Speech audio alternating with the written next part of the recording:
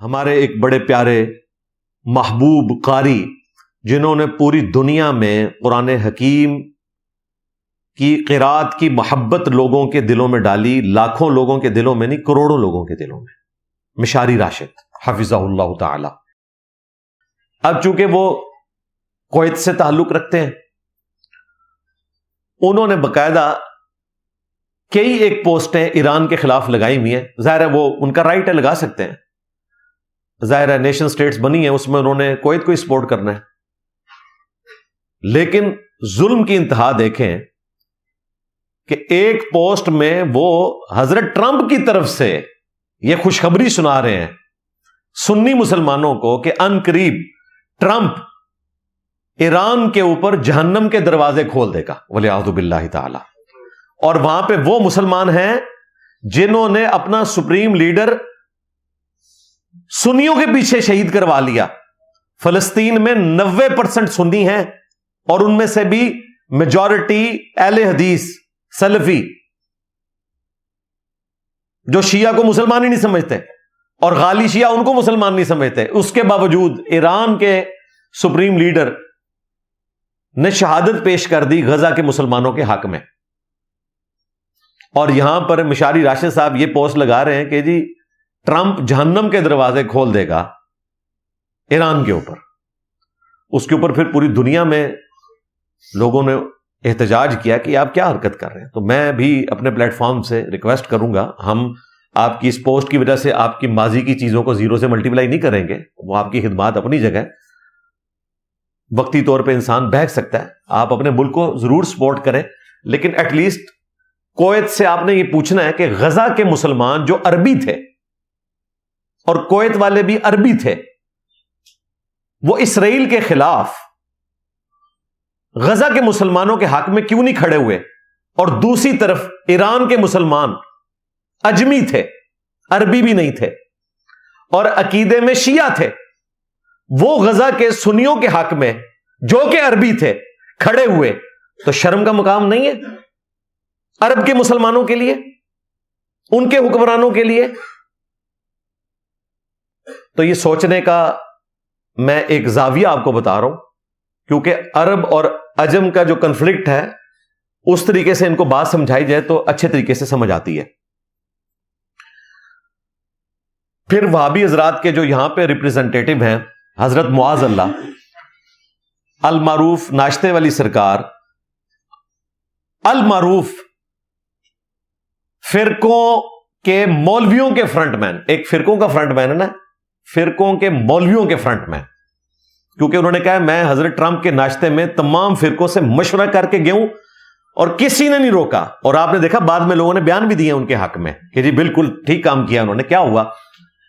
اسلام کا مقدمہ پیش کرنے کے لیے گئے ہیں، اور وہ مقدمہ آج تک ہمارے سامنے نہیں آیا کہ وہ کون سا مقدمہ انہوں نے پیش کیا، اور ابھی تو میرے پاس اندر کی خبر آئی ہے، وہ بڑی خطرناک ہے، ان کے ایک قریبی بندے نے بتایا، میں اس کا نام ڈسکلوز نہیں کروں گا ادروائز اس کے پیچھے پڑ جائیں گے یہ، کہ یہ حضرت ٹرمپ کے ناشتے میں ان کے بلانے پہ نہیں گئے، انہوں نے ریکویسٹ کی ہے، کئی ڈالرز پے کی ہیں کہ ہمیں انویٹیشن کارڈ بھیجا جائے، لو سامو جی۔ اور یہ خبر وہ نہیں ہے جو آپ کو جھوٹی خبریں صحافی حضرات دیتے ہیں، یہ بالکل فرسٹ ہینڈ نالج ہے ہمارے پاس اس بندے کی طرف سے جس کو انہوں نے خود کہا تھا کہ تو بھی میرے ساتھ چل، اور یہ اس چکر میں تھے کہ خرچہ سارا وہ کرے، تو وہ نہیں کیا۔ ایک تو اس نے اپنے پیسے بچائے، دوسرا اسے یہ تھا کہ بعد میں گالیاں کھانی پڑیں گی، اور یہ بات اس نے خود بتائی اور ہم تک پہنچ گئی۔ اب وہ بندہ کون ہے؟ ایک سے زیادہ لوگ ہیں جن کو اس نے کہا ہوا ہے، تو انہی میں سے ایک نے ہمیں بتا دیا، اور دیکھیں کہتے ہیں مجھے سلیکٹ کیا انہوں نے، اپنے آپ کو خود سلیکٹ کروایا ہے، اور فخریہ وہ جو ہے نا اپنا کارڈ ڈسپلے کر رہا تھا جانے سے پہلے، پھر جو میم بنی ہے نا سائل ادیم بھائی کے ساتھ وہ بالکل درست بنی ہے۔ اچھا آپ تھے وہ؟ ہاں، میرا خیال ہے اس سے بہترین کوئی میم ہی نہیں بن سکتی، اور وہ سائل بھائی نے کوئی ایکٹنگ نہیں کی، میری ان سے بات بھی ہوئی اس ٹاپک کے اوپر، انہوں نے کہا کہ واللہ انڈائریکٹلی بات ہوئی وجاد بھائی کے تھرو کہ مجھے نہیں پتا تھا کہ یہی وہ بندہ تھا، کیونکہ شکلیں بھی انسانوں کی ملتی جلتی ہیں نا، ہم لوگوں کو بھی نہیں پتا چلتا کیڑا بڑا ہے کیڑا چھوٹا ہے، لیکن ایک میں دس دینا، جڑا سارا تو بڑا ہے نا وہ ہے جڑا قید ہو جاتا ہے رمضان وچ، ہاں سب تو بڑا وہ جے وچ والے جڑے نے وہ وشکارلے نے، یہ چھوٹا ہوا ہے جڑا گیا سی ناشتے تھے جا۔ تو یہ خود سے سلیکٹ ہوا ہے اور کہتا ہے جی مجھے انہوں نے سلیکٹ کیا ہے، یعنی آپ اندازہ کریں۔ اچھا اب وہ کہہ رہے ہیں کہ جی وہ ناشتہ تو اس جنگ سے پہلے تھا، چلو جی اب جنگ کے بعد ہو گیا، تو آپ ناشتے کو ڈیفینڈ کیوں کر رہے ہو؟ اور غزہ کے مسلمان تو پچھلے آلموسٹ 2-2.5 سال سے گاجر مولی کی طرح قتل ہو رہے ہیں، اور پچھلے 80 سال سے تکلیف کاٹ رہے ہیں۔ 100 سال پہلے تو تم نے وہ ناشتہ نہیں کیا، تمہیں نہیں پتا تھا کہ یہ لوگ کون ہیں؟ ہاں اگر حکومت کی طرف سے آپ کو بھیجا جاتا تو اس میں آپ کے ساتھ کھڑا ہوتا کہ اسٹیٹ جو ہے وہ اگر اپنا ریپرزینٹیٹو بنا کے کسی کو بھیجتی ہے تو ظاہر ہے اسٹیٹ کے تو تعلقات اپنے ہوتے ہیں، اس میں بالکل گنجائش نکلتی ہے اور اس میں اپنا مقدمہ رکھنا چاہیے، لیکن آپ کس کیپیسٹی میں گئے تھے؟ ذاتی کیپیسٹی میں۔ اور یہ جو میں نے آپ کو راز کی بات بتائی کہ یہ سلیکٹ خود ہوا ہے پیسے دے کر، ڈالرز دے کر، تاکہ میری ذرا دنیا میں عزت افزائی ہو جائے، اور وہ الحمدللہ ہوئی ہے، اور ابھی اگر توبہ نہ کی تو آخرت کی عزت افزائی ابھی باقی ہے، یہ ذہن میں رکھیے گا۔ اور پھر دوسری چلاکی اس کی دیکھیں، اتنی مشکل سے میں اپنا دل صاف کرتا ہوں، یقین کریں ان لوگوں کے بارے میں، اور پھر یہ کوئی ایسا لچ فرائی کرتے ہیں کہ وہ پرانی ساری چیزیں زیرو سے ملٹیپلائی ہو جاتی ہیں۔ آپ کو پتا ہے کہ اس نے جو ڈرامہ بازی کی مناظرے کے نام کے اوپر نیو ٹی وی کے اوپر، اس پہ جب میری ویڈیو آئی تھی، ابھی تک تو آڈیو لیکس آئی نہیں تھی، نہ پہلی آئی تھی، نہ دوسری، نہ تیسری، تو میں نے اس میں ان کی تعریف کی تھی کہ انہوں نے ایران کے مسلمانوں کے لیے دعا کروائی ہے عید کے موقع پر۔ لیکن جیسے ہی جمعہ آیا تو اس میں انہوں نے کہا وہ خامنائی صاحب شہید ہوئے ہیں، پھر کہتا ہے آپ کے نزدیک، یعنی ان کے نزدیک نہیں۔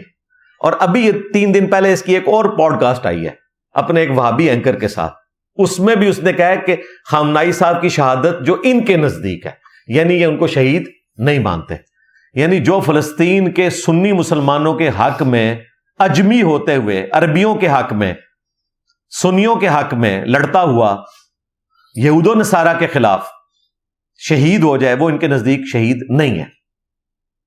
تو اب آپ کو پتا چل گیا کہ یہود و نصارہ کا ایجنٹ کون ہے۔ میں پھر بھی نہیں کہوں گا یہ ایجنٹ ہے، ہم کہتے ہیں بڑے بھائی نے ان کو گمراہ کیا ہے، یعنی وہ جو رمضان میں قید ہوا ہوتا ہے، وہ کسی کو بھی گمراہ کر سکتا ہے، تو ان پہ توبہ ہی پیش کریں گے۔ بہرحال ہم اپنے پلیٹ فارم سے، ایک سنی پلیٹ فارم سے سلوٹ کرتے ہیں ایران کے سپریم لیڈر کو بھی جو شہید ہو چکے، جو آج کے ہیں، ان کے عوام کو بھی، ان کے جرنیلوں کو بھی، کہ پوری دلیری کے ساتھ کھڑے ہیں۔ اور آپ یہ نہ سمجھیے گا کہ وہ کوئی عام لوگ ہیں، آپ ذرا ان لوگوں کی ڈگریاں چیک کریں۔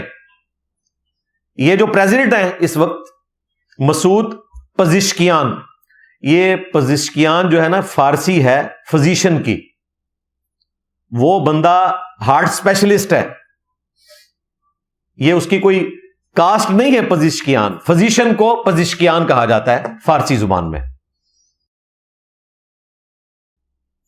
علی لاریجانی امینول کانٹ کے اوپر پی ایچ ڈی کی ہوئی ہے، یہاں تو لوگوں کو پتہ ہی نہیں ہے کارل مارکس کون ہے، امینول کانٹ کون ہے، نیٹشے کون ہے، انہوں نے پی ایچ ڈیز کی ہوئی ہیں ان کے اوپر، اور ساروں کا یہی حال ہے۔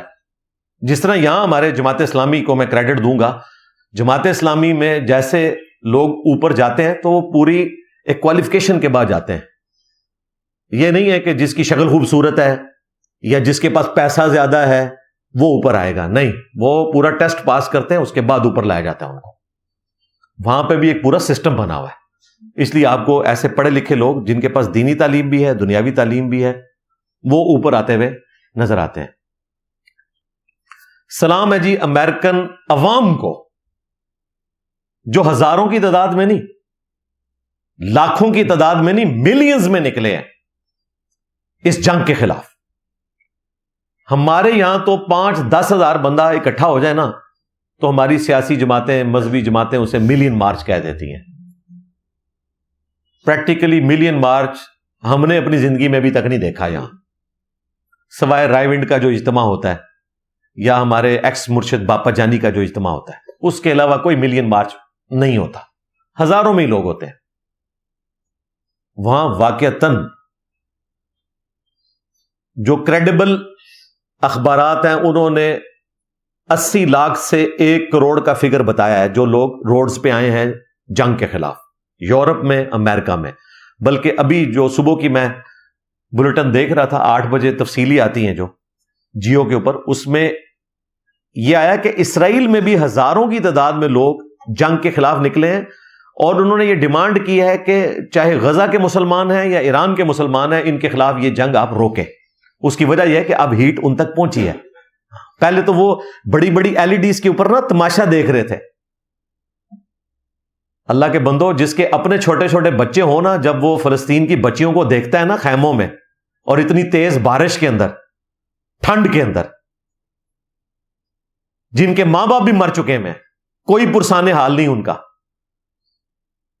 تو اگر کسی کے اندر واقعی کوئی دل ہے نا، کوئی غیرت باقی ہے نا، تو اس کو رات کو نیند نہیں آتی.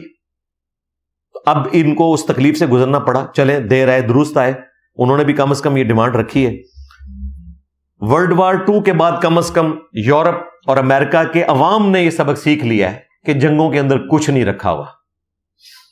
آپ کو پتا ہے ورلڈ وار 2 میں آلموسٹ کوئی 12 کروڑ کے قریب لوگ ڈائریکٹلی یا انڈائریکٹلی مارے گئے. 12 کروڑ.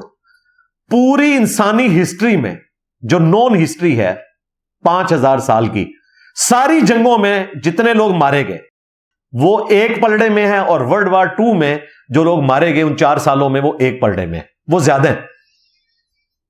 چنگیز خان کے بھی سارے مارے ہوئے جمع کر لیں آپ، اس کے بعد عثمانیوں کی جنگوں میں، صلیبی جنگوں میں، سارے جمع کر لیں.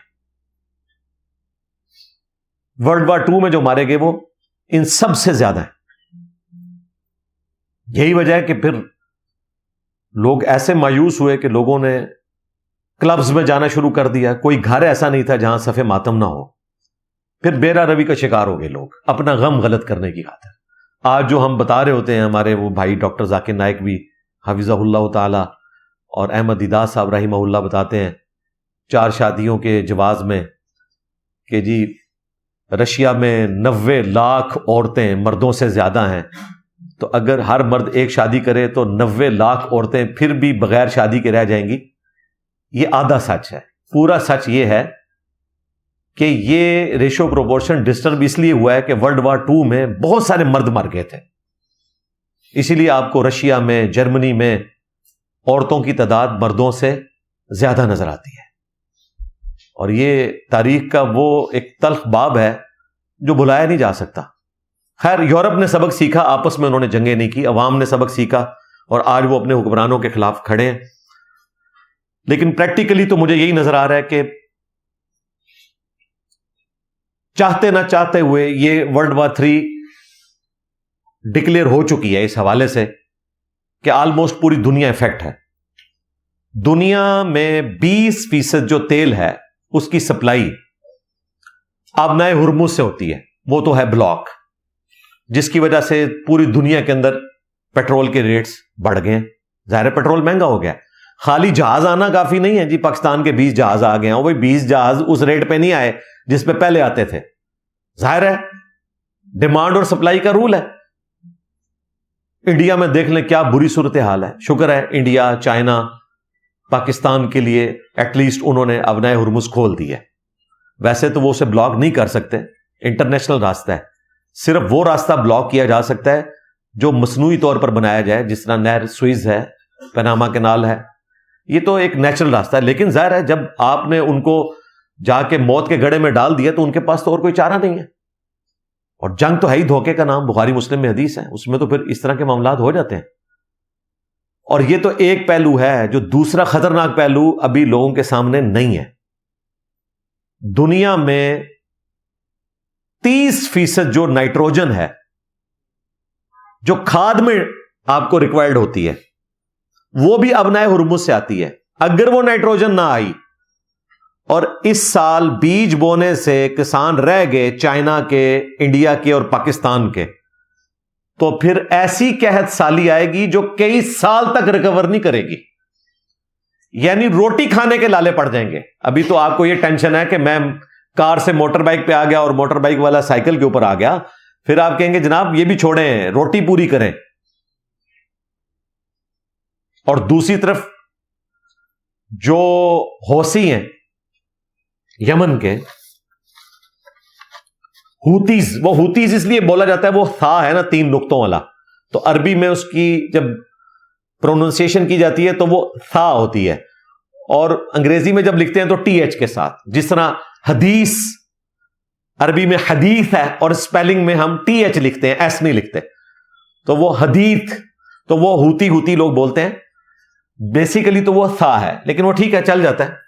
جس طرح آٹومانم امپائر، یہ سلطنت عثمانیہ ہے، وہ آٹومانم اس لیے بن گئی کہ وہ عثمان کے جو اسپیلنگ تھے او ٹی ایچ کے ساتھ لکھے گئے تو آٹومانم امپائر بن گئی۔ تو ریڈ سی کو بلاک کرنے کی انہوں نے بھی دھمکی دی ہے، اور اگر وہ بلاک ہوگی تو پھر آپ سمجھ لیں دنیا کی 50 سے 60% تجارت تو ویسے ہی رک جائے گی۔ اتنا لمبا چکر وہ افریقہ کی طرف سے پڑتا ہے کہ چیزیں پھر 2 گنا نہیں، شاید 10 گنا تک چلی جائیں، یعنی دنیا پھر رہنے کے قابل نہیں رہے گی۔ اللہ تعالیٰ پوری انسانیت کو ان جنگوں کی مصیبت سے بالعموم اور مسلمانوں کو بالخصوص نجات دے، آمین۔ اس جنگ کا مستقبل کیا ہونے والا ہے؟ وہ تو میں نے آپ کو بتایا کہ یہ ورلڈ وار 3 بن چکی ہے انڈائریکٹلی، بلکہ ڈائریکٹلی بھی ہمارے تک بھی اس کی ہیٹ پہنچ چکی ہے مہنگائی کی شکل میں۔ پاکستان کو تو اس معاملے میں زیادہ تکلیف سے وقت گزارنا پڑ رہا ہے۔ یو اے ای نے بھی اپنا قرضہ واپس مانگ لیا ہے۔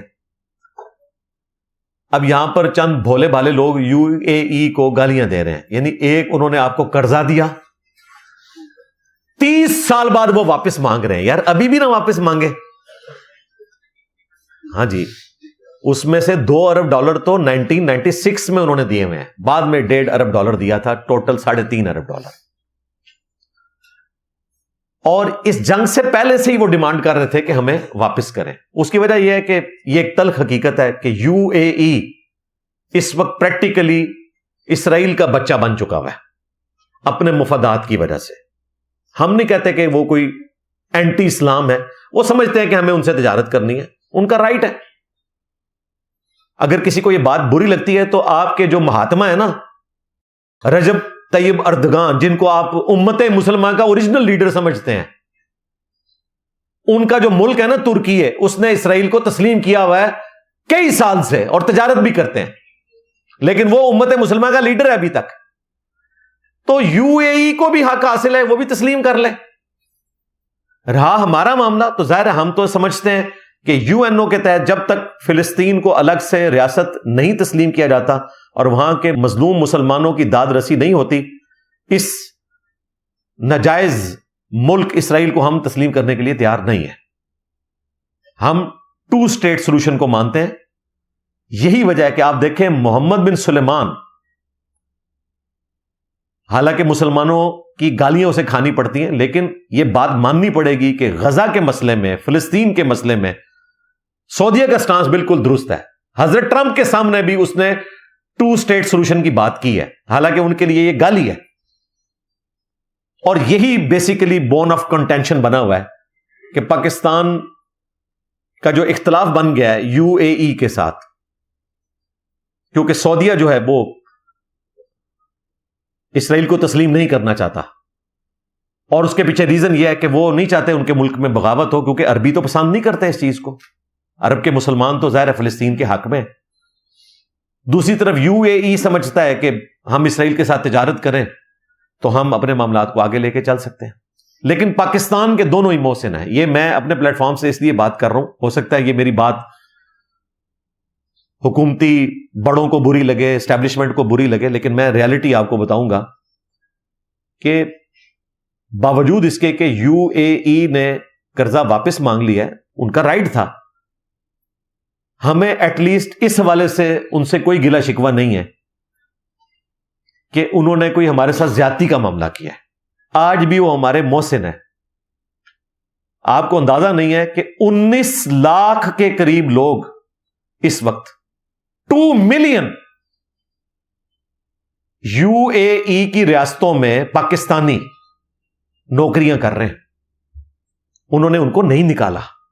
اگر دشمنی پہ اترتے تو ان کو گھر واپس بھیج دیتے, اور یہاں پھر آپ جو ہے نا وہ نیچے دیکھیں تو سونا, اوپر دیکھیں تو سونا, ان کا گھر کا خرچہ چلا لیتے. سعودی عرب میں بھی 22 لاکھ کے قریب ہے. ہمارے لیے تو دونوں امپورٹنٹ ہیں. اس وقت اوورسیز پاکستانی 1 کروڑ 20 لاکھ ہیں. ان میں سے آدھے, بلکہ آدھے سے بھی زیادہ, 60 سے 70 لاکھ ان عرب ملکوں میں, یو اے ای, کویت, قطر اور سعودی عربیہ. لہذا سوشل میڈیا کے اوپر کوئی اس حوالے سے چیز کرنے کی ضرورت نہیں ہے. انہوں نے نیکی کی, اور وہ نیکی ان کے گلے نہ اس طریقے سے ڈالیں کہ انہوں نے آپ کو قرضہ دیا تھا تو اب 30 سال بعد اگر انہوں نے مانگ لیا تو کوئی ایسا مسئلہ نہیں ہے. اور پاکستان اب اس پوزیشن میں ہے بھی, انشاءاللہ دے لے گا. پاکستان اس حوالے سے بھی تکلیف میں ہے کہ سعودی عرب کے اوپر 1000 سے زیادہ اٹیک ہو چکے ہیں ایران کے. جی 1000 سے زیادہ. یو اے ای کے اوپر 2200 اٹیک کر چکا ہے ابھی تک ایران.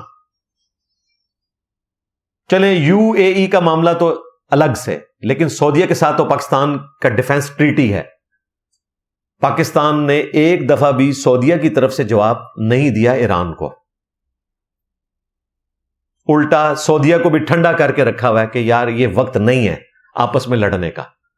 ادروائز سعودیہ کے لیے کوئی مشکل نہیں تھا ایران کو جواب دینا. 1000 حملوں کا جواب 100 حملوں سے تو دیا جا سکتا تھا. تو پاکستان کی یہ فورن پالیسی اس حوالے سے میں سمجھتا ہوں زبردست ہے کہ ایٹ لیسٹ سعودی عرب کو روک کے رکھا ہوا ہے. اور کچھ فالس فلیگ آپریشنز بھی ہو رہے ہیں. ایران کہتا ہے ہم نے حملہ نہیں کیا, تو ظاہر ہے پھر اسرائیل ہی کروا رہا ہے. وہ چاہتا ہے کہ لڑیں مسلمان آپس میں, لیکن کچھ یہ کر بھی رہے ہیں. اور ایران پہل بھی نہیں کرتا, سوائے جو فوجی اڈوں کے اوپر حملے کیے, پہل وہ کرتے ہیں. یونیورسٹی پہ حملہ کیا انہوں نے بھی, ان کے ریسرچ سینٹر کے اوپر حملہ کیا. انہوں نے ان کے انرجی سیکٹر پہ اس وقت حملہ کیا جب امریکہ نے تیل کی تنصیبات کے اوپر حملہ کیا.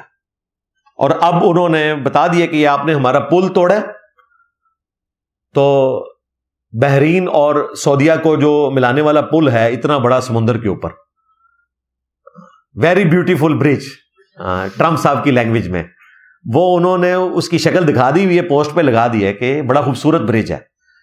یعنی اگلی گل آپ سمجھ جاؤ.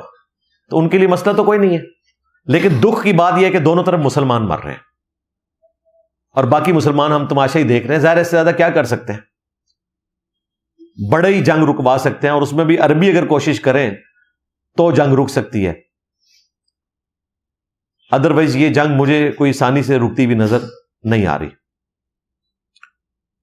اور دیکھیں کہ مذہبی ٹچ اسرائیل کے لوگ کیسے استعمال کر رہے ہیں. وہاں پہ جو ان کے ایک ایکس پرائم منسٹر ہیں یا کوئی وزیر ہیں, انہوں نے کہا کہ جی اب یہ وقت آ گیا ہے کہ اسرائیل جو ہے وہ ذوالقرنین جو بادشاہ تھا سائرس, اس نے جو یہودیوں کے ساتھ نیکی کی تھی کہ نیبوکیڈ نظر ان کو قیدی بنا کے لے گیا تھا عراق میں, اور ذوالقرنین بادشاہ نے ان کو آزاد کروایا تھا, اور انہوں نے اپنا سیکنڈ ٹیمپل تعمیر کیا تھا جس کو بعد میں رومن امپائر نے گرا دیا ٹائٹس نے حملہ کر کے. تو ذوالقرنین بادشاہ یہودیوں کا اتنا بڑا محسن ہے, اور آج وہ احسان اتارنے کا وقت آ گیا ہے کہ ہم ایران کے مسلمانوں کو بھی آزادی دلوائیں, جس طرح کے یہودیوں کو آزادی دلوائی تھی ایران کے ایک بادشاہ نے, ذوالقرنین نے. اندازہ کریں, حالانکہ ایران کے مسلمان جو ہیں وہ تو آلریڈی اپنی اسی رجیم کے ساتھ کھڑے ہوئے. ہونا تو چاہیے تھا کہ یہ کہتے کہ ہم فلسطینیوں کو اس طرح آزادی دیں جس طرح اس وقت ذوالقرنین بادشاہ نے یہودیوں کو آزاد کیا تھا. تو اس قسم کے مذہبی ٹچ چلا رہے ہیں ساری طرف سے. لیکن اس میں ایک پازیٹیو چیز یہ ہے کہ ایٹ لیسٹ سنی شیعہ عوام ایک ہو گئے ہیں. مولوی بھی چند ایک ہی ہیں نا، حضرت معاذ اللہ جیسے چند ایک لوگ ہی ہیں، ادروائز اس وقت اوور آل جو ہے وہ سنی شیعہ ایک ہوئے میں. ذرا سی کوئی ایران کے خلاف بات کرتا ہے تو دوسرے مسلمان اس کو شٹ اپ کال دیتے ہیں. اتنا بڑا خیر اس جنگ سے نکلا ہے، یعنی وہ اتحاد امت جو ہم پچھلے 1200 سال سے نہیں کروا سکے، ان کی ظلم پر مبنی جنگ نے وہ اتحاد امت لیول کے اوپر کروا دیا. اب مجھے بتائیں، جو لوگ یہ کہتے تھے کہ یہ جناب ایران تو خود اسرائیل کا ایجنٹ ہے، اور وہ حاکم نواز جنگوی کہتا تھا کہ جی میری قبر پہ آ کے تھوک دینا، پیشاب کرنا اگر کبھی اسرائیل نے حملہ کر دیا ایران کے اوپر، یہ ان کے ایجنٹ ہے. تو میں نے تو ابھی تک کوئی ویڈیو نہیں دیکھی کہ کسی نے جا کے ان کی قبر کے اوپر اس مٹی کو زرخیز کیا ہو، اور کرنا بھی نہیں چاہیے. مسلمان کی قبر کا احترام ہونا چاہیے. اگرچہ انہوں نے یہ وصیت کی تھی، لیکن بس ان کے لیے یہی کریں کہ اللہ تعالیٰ آخرت میں ان کے ساتھ وہی معاملہ کرے جس کے وہ حقدار ہیں، جو ادھر یہ سنی شیعہ فساد کروا کے گئے ہیں وہ. تو آج ایران کے مسلمانوں نے، ان کے بڑوں نے قربانی دے کے بتا دیا کہ مظلومین کے ساتھ کون کھڑا ہوا ہے. اور اللہ کا شکر ہے کہ مجھے تو اس تکلیف سے اللہ نے نکالا نا، کہ کل تک مجھے کہتے تھے یہ ایران کا ایجنٹ ہے جی، یہ رافضیوں کا ایجنٹ ہے جی. آج پوری دنیا کے سنی جو ہے وہ شیعہ کے ایجنٹ بنے ہوئے ہیں. لو سامو، میں نہیں ان کو کہوں گا کہ آپ ایجنٹ ہیں. مجھے کبھی وسوسہ بھی نہیں آئے گا کہ اگر کوئی سنی آج کسی شیعہ کے حق میں پوسٹ کر رہا ہے تو اس نے شیعہ کے عقائد بھی مان لی ہیں. نہیں، ہمارے لیے جو خلفائے راشدین کا مقام ہے، اہل البیت کا مقام ہے، صحابہ کرام کا مقام ہے، وہ اپنی جگہ رہے گا. اس عقیدے سے ہمیں کوئی نہیں ہٹا سکتا. رہا جو ہمارے درمیان کامن بانڈ ہے، وہ بھائی اللہ، رسول، قرآن، حرمین، یہ کامن بانڈ ہے ہمارے درمیان. باقی جو شخصیات کے نام کے اوپر لوگوں نے بانٹ لیا، یہ بعد کی چیز ہے. اصل چیز یہی ہے، توحید درست ہو، ختم نبوت کا عقیدہ درست ہو، قرآن کو محفوظ مانے، باقی ساری چیزیں ثانوی ہیں بھائی. یہ بنیادیں ہیں اسلام کی. ان پہ اختلاف ہو سکتا ہے، وہ تو سنیوں میں آپس میں اختلاف ہے. کیا بریلوی اہل حدیث کو مسلمان سمجھتے ہیں؟ سورہ نے سور بندے نے. اور اہل حدیث وہ کہتے ہیں کہ جی بریلوی مشرکین عرب سے بھی بدتر ہے. وہ کہتے ہیں مشرکین عرب تو جا کے سمندروں میں اللہ کو پکارتے تھے، یہ سمندروں میں بھی کہتے ہیں کہ یا باول آگ بیڑا تک، یا معین الدین چشتی پار لگا دے کشتی. ہاں ظاہر ہے. تو سنی آپس میں کون سا ایک دوسرے کو مسلمان سمجھے ہوئے ہیں بھائی؟ علمی اختلاف کریں، ایک دوسرے کی اصلاح کی کوشش کریں، بس ہمارا تو پوائنٹ آف ویو یہی ہے. باقی اللہ تعالیٰ ایران کو اس تکلیف سے نکالے. تو ہم تو ریکویسٹ کریں گے کہ اس کے بعد مڈل ایسٹ کا جو چیمپئن ہے وہ پھر، یعنی مڈل ایسٹ کا انڈرٹیکر جو ہے، ہک ہوگن ہمارے زمانے میں ہوتا تھا، تو وہ ایران ہی ہوگا. اس کے بعد ایران نے کسی پابندی کا کوئی خیال نہیں رکھنا. یعنی اس کے بعد جو مٹی پلید ہو جانی ہے ان کی، ایران نے پھر کیا سمجھنا ہے؟ بلکہ ایران کو پوچھ کے پھر بیسز بنیں گی. پہلے ایران کے ساتھ ایگریمنٹ ہوگا کہ جی ہم یہ 13 بیسز جو بنائے ہوئے ہیں عرب کنٹریز میں، آپ کی طرف سے اجازت ہے، یہ نہ ہو کہ آپ حملہ کر دیں. ہاں پابندیاں تو اب گئیں، پابندیاں تو بڑھ گیا. ہاں تو ہم ریکویسٹ کریں گے اپنے بڑوں سے، یقیناً وہ ہم سے زیادہ سمجھدار ہیں، کہ پھر ایران سے ریکویسٹ کریں کہ جو 8 روپے لیٹر پیٹرول آپ کے ملک میں ہے، اگر ہمارے ملک میں بھی آئے 8 روپے لیٹر، تو پاکستان کہاں سے کہاں پہنچ جائے. وہ گیس جس کے پیچھے ہم ذلیل ہوتے ہیں اور اتنی مہنگی خریدنی پڑتی ہے پھر بھی نہیں ملتی، ہمیں اتنی سستی ملے تو پاکستان کی اکانومی کہاں جائے گی. اور انشاءاللہ اللہ تعالیٰ ایران کو سرخرو کرے تو یہ سب کچھ ہوگا. اب ایران کو پتہ چل گیا کہ ہمارا دوست انڈیا نہیں ہے، پاکستان ہے جو مشکل وقت میں ہمارے ساتھ کھڑا ہوا ہے. اگرچہ انڈیا کے ساتھ ان کی تجارت کا معاملہ ہے وہ چلے. خامنائی صاحب اس زمانے میں بھی جب یہ ایران اور انڈیا کا آپس میں کاروبار کا معاملہ تھا، چاہ بہار کے حوالے سے گوادر کے مقابلے پر، کشمیر کے معاملے میں ہمیشہ خامنائی صاحب پاکستان کے ساتھ کھڑے رہے ہیں شروع سے. جس طرح کے انڈیا کی جو ڈکلیئر پالیسی ہے وہ اسرائیل کے خلاف فلسطینیوں کے حق میں ہے. UN میں ہمیشہ انڈیا فلسطین کے حق میں کھڑا ہوا ہے. کتنی حیران کن بات ہے. اور آج دیکھیں اسرائیل کی گود میں بیٹھے ہوئے, لیکن جب فلسطین کی باری آئے گی وہ غزہ کے مسلمانوں کے ساتھ کھڑے ہوتے ہیں. وہ کھڑے کیا ہوتے ہیں؟ بس ایک مورل سپورٹ ہی ہوتی ہے نا. وہ کھڑے ہوں, بیٹھے ہوں, لیٹے ہوں, برابر ہی ہے, مورل سپورٹ ہی ہوتی ہے. اس وقت جو صورتحال ہے, سٹارٹ ہی میں آپ کو پتا ہے کہ کئی ایک ان کے جرنیل بھی شہید ہوئے, سائنٹسٹ بھی شہید ہوئے. ہم کافی مایوس تھے کہ معاملات آگے کیسے چلیں گے, لیکن اللہ کا شکر ہے کہ معاملات بہتری کی طرف جا رہے ہیں. جس طرح کہ ورلڈ وار 2 میں پورے فرانس کے اوپر قبضہ کر لیا تھا جرمنی نے, اور فرانس تو تباہ ہو گیا تھا. جنگ فرانس جیتا ہے لیکن تباہ بھی فرانس ہوا تھا. جرمنی میں اتنی تباہی نہیں ہوئی تھی, لیکن فرانس پھر ریکور کر گیا. آج وہ 5 بڑی طاقتوں میں آتا ہے, جرمنی نہیں آتا.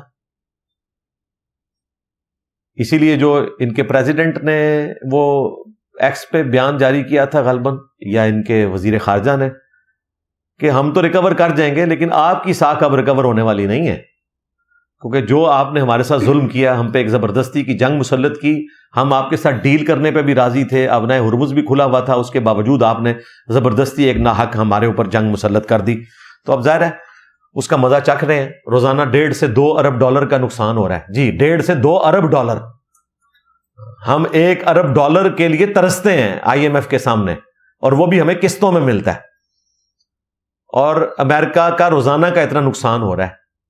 کتنے طیارے ان کے گر چکے ہیں, F-35, F-15, A-10 ہیلی کاپٹر بھی, اور آج کل وہ اپنا پائلٹ تلاش کرتے پھر رہے ہیں جس کی گرفتاری کی قیمت 2 کروڑ روپیہ پاکستانی رکھ دی ہوئی ہے ایران نے. دعا کریں پکڑا جائے. ہاں, یہ بہت بڑا گیم چینجر معاملہ ہوگا اگر یہ زندہ پکڑا جاتا ہے اور ایران پکڑ لیتا ہے. پھر ظاہر ہے کہ ان کو نیگوشیشن کرنی پڑے گی. وہاں تو اتنا پریشر بلٹ ہو جانا ہے, ظاہر ہے وہاں پہ عوام ٹیکسز دیتی ہیں 40%, تو اپنے حکمرانوں کے اوپر زور بھی لگاتے ہیں. تو یہ جو کچھ اس وقت جنگ کی صورتحال ہے, 3 جرنیل چینج ہو چکے ہیں, آپ کو پتا ہے. رجیم چینج انہوں نے کروانی تھی ایران میں, ہاں, اور اپنے جرنیل جو ہیں وہ چینج ہو گئے ہیں. ابھی تو مڈ ٹرم الیکشن آنے والے ہیں, ہو سکتا ہے کہ حضرت ٹرمپ بھی فارغ ہو جائیں. اور میں آپ کو بتاؤں, یہ جنگ ختم ہو, اللہ کرے جلدی ختم ہو, تو یہ 2 بندے جو ہیں نا, حضرت ٹرمپ اور حضرت نیتن یاہو, یہ انسانی ہسٹری میں 2 نٹوریس پرسنالٹیز کے طور پہ ان کو یاد رکھا جائے گا, جنہوں نے امریکہ کو باندھ کے مروایا ہے. اسرائیل کو تو چھوڑیں, اس کو تو ہم مانتے کچھ نہیں نا. امریکہ جو دنیا کا فخر تھا کہ اس ماڈرن دور میں ایسی ڈائیورسیفیکیشن کی پوری دنیا کی نیشنز وہاں اتنی پیسفل انداز میں رہتے ہیں, بیسک ہیومن رائٹس ہیں لوگوں کے پاس, دنیا کا انسانیت کا فخر تھا یہ ملک, اس کو باندھ کے مروایا. اور پیچھے ظاہر ہے ان کی پالیسیز ہیں, یہ گڈ کاپ بیڈ کاپ ہے. ہم بھی یہ سمجھتے ہیں کہ حضرت ٹرمپ کر رہے ہیں, پیچھے تو پینٹاگون ہی سب کچھ کر رہی ہوتی ہے. اپنے جرنیلوں کو فارغ کروائیں گے, ایک گڈ کاپ ہے ایک بیڈ کاپ ہے. اصلی بات جو میں نے بارہا بتائی کہ ان کی اکانومی 60% اسلحے سے وابستہ ہے. یہ چاہتے ہیں دنیا میں جنگیں ہوتی رہیں,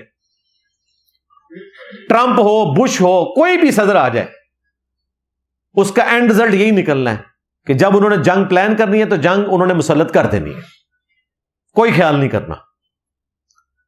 یہ باقی ملکوں کو دیکھنا چاہیے کہ ہم آپس میں لڑتے رہتے ہیں.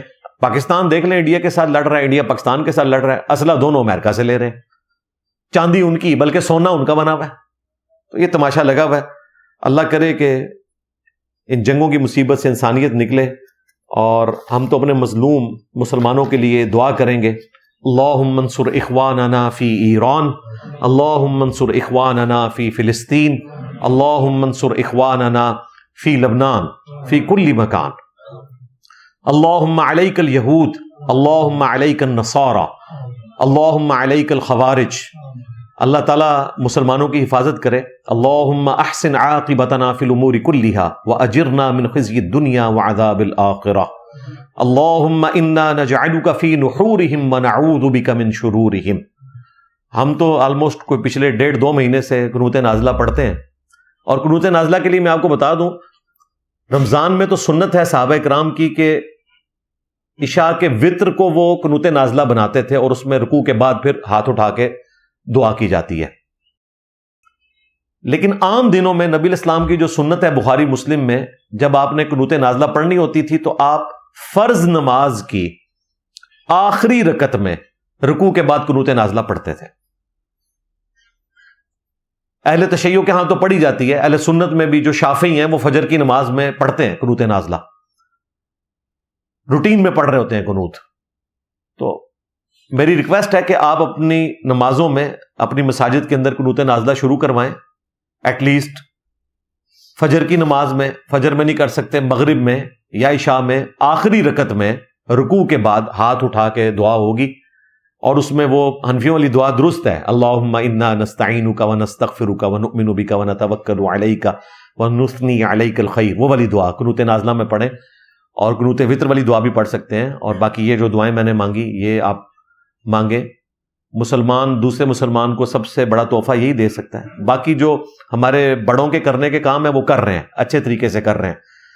اور امید ہے کہ اللہ تعالیٰ ایران کے مسلمانوں کو اس تکلیف سے نکالے گا. اور جو یہ ظالم قسم کے آج کل کے ڈکٹیٹرز مسلط ہوئے میں انسانیت کے اوپر، نیتن یاہو کی شکل میں یا ٹرمپ کی شکل میں، ان کے شر سے امت کو نجات دے گا. رہی پبلک امریکہ کی ہو، یورپ کی ہو، وہ تو ہماری طرح مظلوم ہی ہیں، ان پہ بھی حکمران ان کے مسلط ہوئے میں. یورپ نے تو کافی سبق سیکھ لیا ہے. اور نیٹو تو مجھے لگتا ہے ابھی اس جنگ کے بعد ویسے ہی نیٹو کا معاملہ تو کھٹائی میں پڑ گیا ہے. ان کو بھی اندازہ ہو گیا ہے کہ یہ کسی کا لحاظ نہیں کر رہے، اور ان کو یہ بھی خیال نہیں ہے کہ ہم نے ان کو کتنا کھلایا پلایا اور ہر موقع پہ ان کا ساتھ دیا. ایک موقع پہ انکار کیا تو انہوں نے وہ برے لوگوں کی طرح ہر چیز کو زیرو سے ملٹیپلائی کر دیا. اب ہم آتے ہیں آج کے اس ٹاپک کی طرف جو اسپیشل ٹاپک تھا. ویسے تو یہ بھی اسپیشل ہے، ظاہر ہے اس کے بغیر تو چارہ نہیں ہے، جو ایران اور اسرائیل کی جنگ ہے. لیکن سہیل احمد صاحب کے حوالے سے میں نے 5 علمی پوائنٹس ڈسکس کرنے ہیں. اس کی تفصیل میں جانے سے پہلے دروشی پڑھ لیں.